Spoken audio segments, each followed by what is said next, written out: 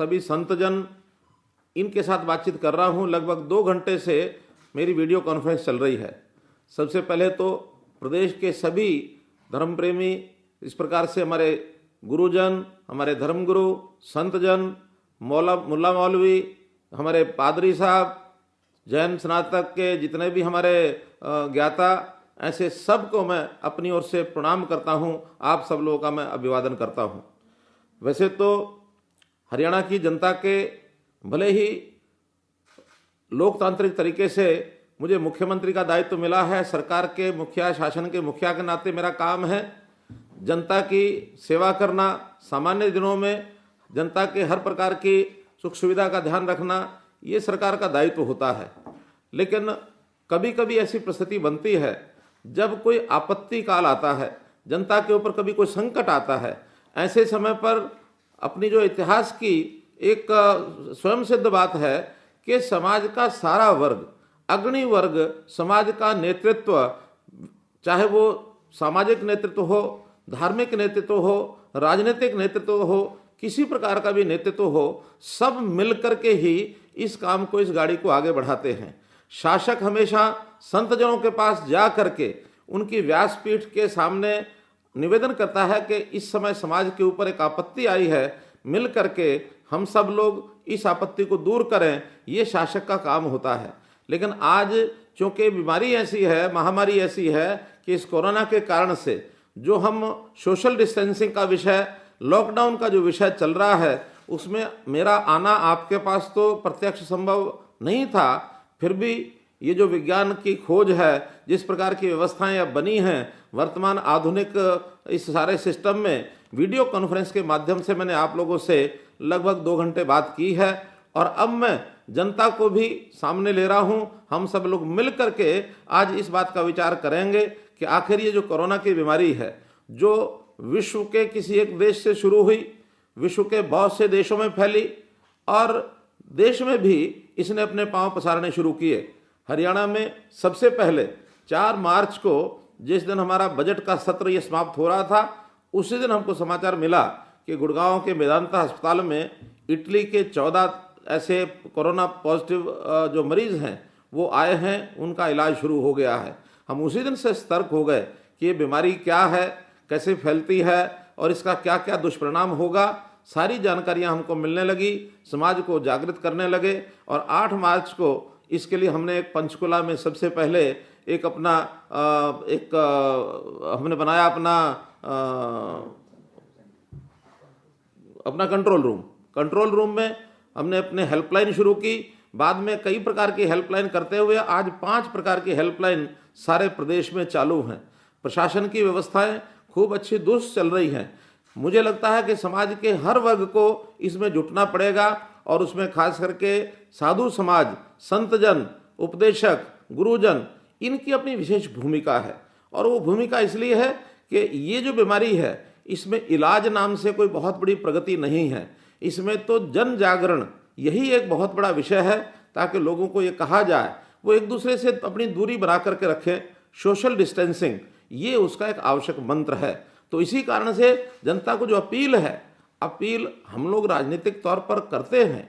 नरेंद्र मोदी जी ने वह अपील की है, लेकिन साथ ही मोदी जी ने हमको ये कहा कि इस अपील को करने के लिए हमारे देश के संत सन्यासी साधुजन, इनका अपना एक महत्व होता है, उनसे निवेदन करिए कि वो भी अपील करें।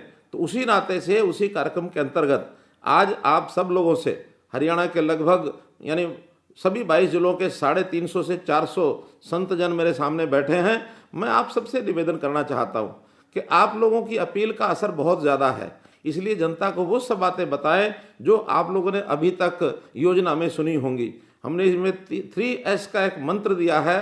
पहला है स्टे एट होम, अर्थात घर में ही बने रहें, क्योंकि ये बीमारी जो है छूत की तरह फैलती है, इसलिए एक दूसरे के संपर्क में ना आए।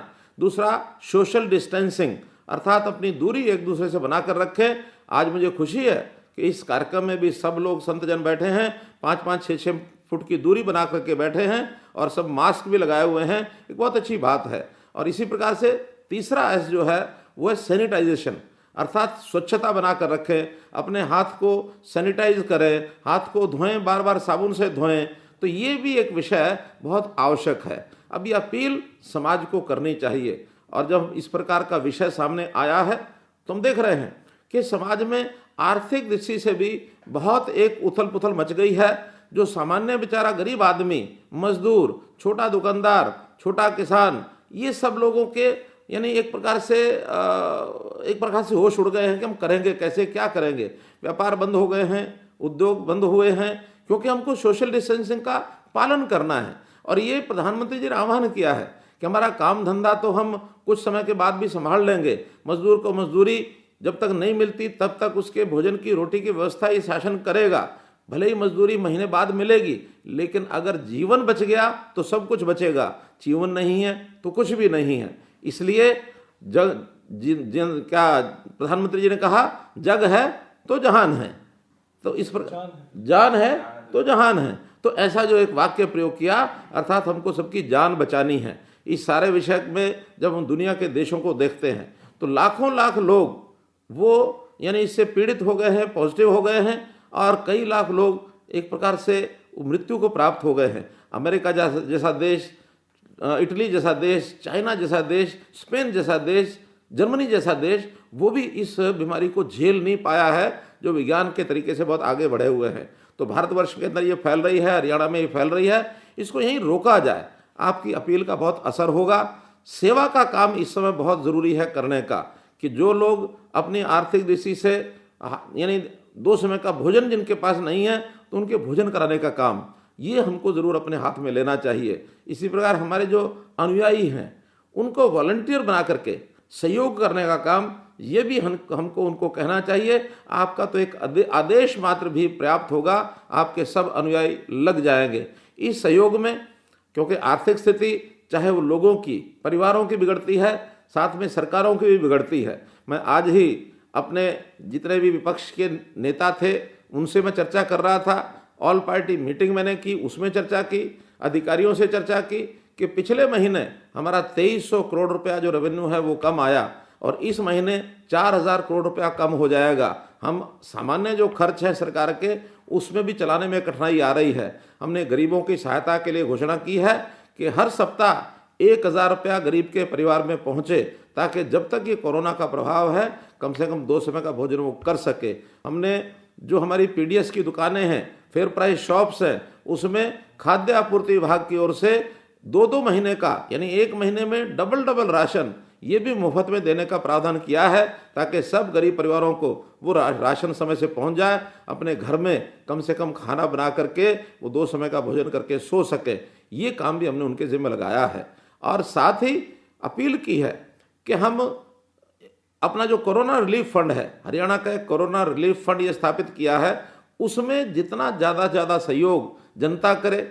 हम संत समाज के लोग भी अपने अनुयायियों से अपील करें कि इसमें ज़्यादा से ज़्यादा साधन धन उसके अंदर अगर वो जोड़ते हैं, उसका state bank of India Panchkula के अंदर अकाउंट खोल दिया गया है, उसका प्रचार किया गया है कि इसका IFSC कोड ये होगा, बैंक अकाउंट नंबर ये होगा, वो आप कहीं से भी प्राप्त कर सकते हैं। अपने जो डिप्टी कमिश्नर्स हैं ये सब, ये जो हमारे नंबर्स हैं ये सब इनको लिखवा दें, सब संतजनों को। हेल्पलाइन नंबर्स ये भी सबको लिखवा दें, ताकि किसी प्रकार की कोई कठिनाई आती है तो उनको सबको प्राप्त हो सके।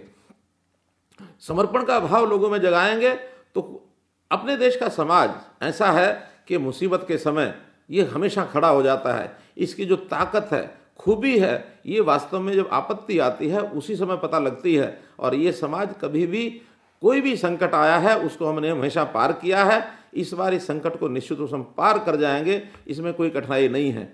बीच बीच में कई प्रकार के छोटे छोटे साइड इफेक्ट्स भी आते रहेंगे। जैसे सबसे पहले अभी किसान की प्रोक्योरमेंट, ये एक ऐसा फैक्टर है कि जो हर किसान इस समय चिंतित है।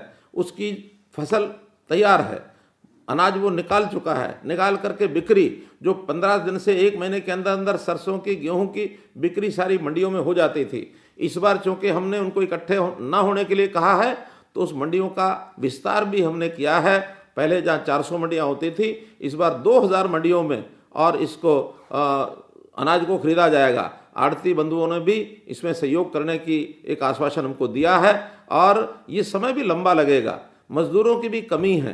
तो इन सब बातों का उल्लेख मैं इसलिए कर रहा हूं कि हम सब लोग भी अपने अपने स्थान के ऊपर इन बातों की गंभीरता उनको बताएं और इस सारे समय में जो कष्ट होने वाला है उस कष्ट को सर से स्वीकार करें, क्योंकि ये कष्ट कोई हमारे आपके आपस में दिया हुआ नहीं है। ये कहीं से ऐसा कुदरती कष्ट कहें, प्राकृतिक कष्ट कहें, इस कष्ट को हम सब मिल करके और मन में एक सहनशीलता का भाव अगर रखेंगे, एक संकल्प लेकर के इसको दूर करने का मन में लेकर चलेंगे तो मन पीड़ित नहीं होगा, मन मजबूत होगा और इसमें से हम पार पा जाएंगे। इस विषय को भी हमने आगे लेकर के बढ़ना है। सभी जिलों में सतर्क हैं सब लोग।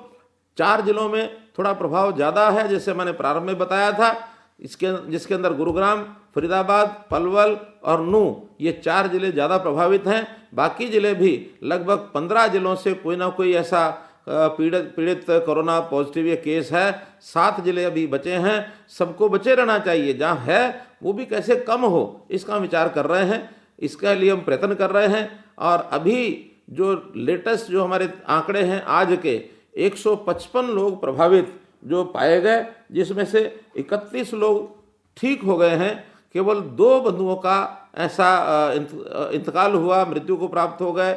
तो ऐसे 33 लोग ये जाने के बाद 122 लोग अभी भी अस्पतालों में जो इलाज है जिनका चल रहा है, ऐसे 122 लोग हैं। हर दिन ये संख्या 20-30 बढ़ रही है। किस प्रकार से रोका जाए, क्योंकि इसका फैलाव रोकना बहुत ज़रूरी है। यहाँ एक उल्लेख मैं ज़रूर करना चाहूँगा, जो मैंने मुफ्ती साहब जब उन्होंने विषय रखा था, मैंने उनको निवेदन किया था कि जज्बाती होकर के विषय न रखें, ज़मीनी हकीकत पर हम चलें। क्योंकि जो मरकज़ में निज़ामुद्दीन की जो घटना हुई, वहाँ पर लोग सामूहिक रूप से जब इकट्ठे हुए तो वो कोई जानबूझ के इकट्ठे हर वर्ष इकट्ठे होते हैं, हर बार होते हैं, हर समय होते हैं।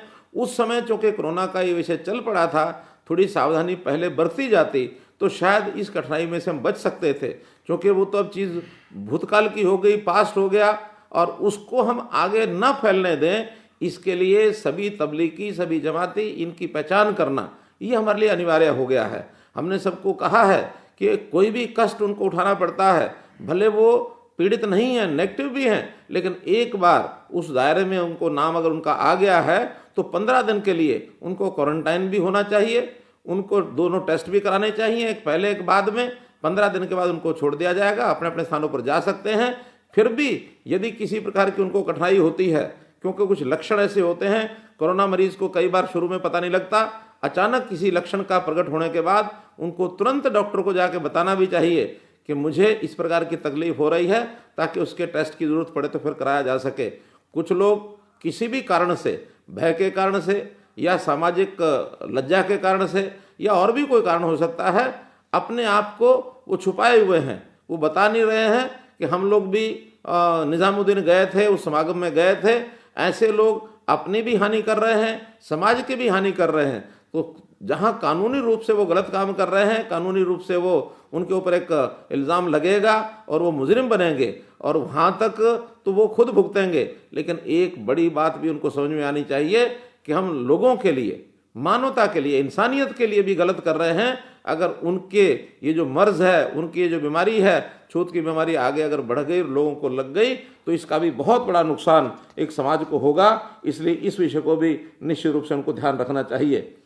इस समस्या के कारण से कुछ मनचले युवक कहें, नासमझ युवक कहें, या कहीं ना कहीं विरोध करने वाले, एक दूसरे के खिलाफ नफरत फैलाने वाले कुछ लोग ऐसी एक्टिविटी कर रहे हैं सोशल मीडिया में, ये जो उल्टे सीधे समाचार फैला रहे हैं, इनसे भी हम सख्ती से निपटेंगे। इनके खिलाफ FIR भी होगी, इनको पकड़ेंगे भी सही।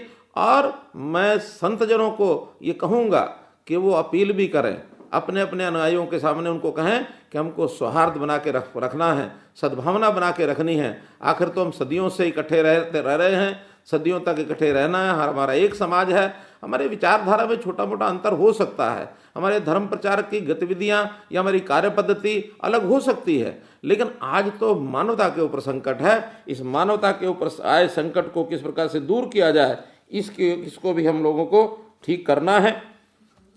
एक सावधानी और बरतने के लिए, जैसे मैंने पहले कहा कि आने वाला सप्ताह, ये पूरा सप्ताह त्यौहार, उत्सव और जो पवित्र दिन होते हैं उसके हिसाब से ये त्यौहार है। जैसा आज से ही अगर हम गिने तो आज हनुमान जयंती है, आज और कल जो ये बताया गया कि शब बारात का दिन है, और इसी प्रकार आने वाली 10 तारीख गुड फ्राइडे है और 12 तारीख ईस्टर संडे है, और इसके बाद 13 तारीख को बैसाखी का उत्सव है, 14 तारीख को डॉक्टर अम्बेडकर की जयंती है। अब ये उत्सव ऐसे हैं, कहीं कहीं बड़े बड़े समागम भी पहले हुआ करते थे, हर वर्ष होते हैं, आगे भी होंगे, लेकिन ये वर्ष ऐसा है, इसमें हम सब संत समाज के लोग जनता को निवेदन करें, अपनी धार्मिक तौर पर जो आस्था है उसको पूरा करने के लिए कार्यक्रमों की बजाय अपने घर से ही इन कामों को करें। घर में रह करके भी हम सब कर सकते हैं। जहाँ तक नमाज पढ़ने की बात है, हमारे जो मुल्ला मौलवी सब लोग हैं उन्होंने अपने अपने समाज को कहा है कि ये हम नमाज जो है इकट्ठे होकर के ना पढ़ें, अपने घर पर ही हम अपनी नमाज को पढ़ सकते हैं। हर एक जो इबादत है वो सच्चे मन से की जाए, कहीं भी की जाए वो मान्य होती है, उसमें कहीं कोई समस्या नहीं आती है। इसलिए इन सब बातों को निवेदन करने के लिए मैंने जो है आज आप सब लोगों को कष्ट दिया है। आशा करता हूं कि एक जो उद्देश्य है आज इकट्ठे होने का, उसके ऊपर हम सब लोग मिल करके और इस पर अपनी कार्रवाई इस पर करेंगे, प्रचार भी करेंगे और उनको अपील भी करेंगे। और जहाँ तक साधनों की बात है, साधन भी बहुत से संतजनों ने अपने अपने आश्रमों के माध्यम से, अपनी सभा सोसाइटियों के माध्यम से भी बहुत पैसा, लाखों लाख भी दिया है। एक आध संस्था तो ऐसी है जिसने 1-1 करोड़ रुपया भी दिया है। संस्था का नाम बताना मुझे ठीक नहीं है, अखबारों में हमने छपवाया भी है। तो ऐसे अपनी अपनी संस्थाओं की ओर से भी सब लोगों ने योगदान किया है।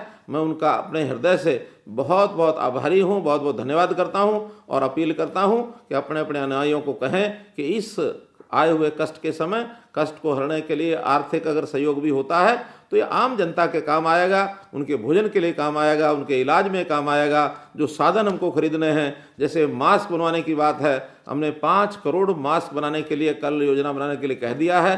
तो ऐसा आने वाले समय में इन सब चीज़ों का इसका उपयोग होगा। इसके अंदर राजनीतिक नेताओं ने खुद भी अपना सहयोग दिया है। इस बार विधायकों ने अपने पूरे महीने की जो सैलरी है, तनख्वाह है, वो सरकार को यानी इस फंड के अंदर डाल दी है, लौटा दी है। आने वाले 1 वर्ष तक 30% अपनी जो सैलरी है उसको भी समर्पण कर दिया है, उसको भी इस फंड में डाल दिया है। और जितने मंत्री लोग हैं उनके भी अपनी डिस्क्रिशनरी कोटा जितना है, आधे से ज़्यादा कोटा उन्होंने छोड़ दिया है। जितने भी विधायक हैं उनके मुख्यमंत्री, उनके जो आदर्श ग्राम, विधायक आदर्श ग्राम योजना में 2 करोड़ रुपया उनको हर साल का मिलता था, वो भी 1 साल के लिए सब उन्होंने मना कर दिया है। तो ऐसी बहुत योजनाएं, रिटायर्ड जो लोग हैं वो भी इसमें योगदान कर रहे हैं। कर्मचारी, इन्होंने भी योगदान करना शुरू किया है। मुझे लगता है 100 करोड़ रुपए से ऊपर केवल कर्मचारियों की ओर से योगदान हो जाएगा। और इस कोरोना रिलीफ फंड के अंदर भी हमारा जो योगदान है वो काफ़ी बड़ी मात्रा में जनता के द्वारा होने वाला है। मैं पुनः आप लोगों से निवेदन करता हूं कि इस काम को पूरा करने के लिए आप जनता को जागृत करें, जनता को अपील करें और सेवा, समर्पण, त्याग, सौहार्द ये सब बनाए रखें। आपका बहुत बहुत आभार, बहुत बहुत धन्यवाद।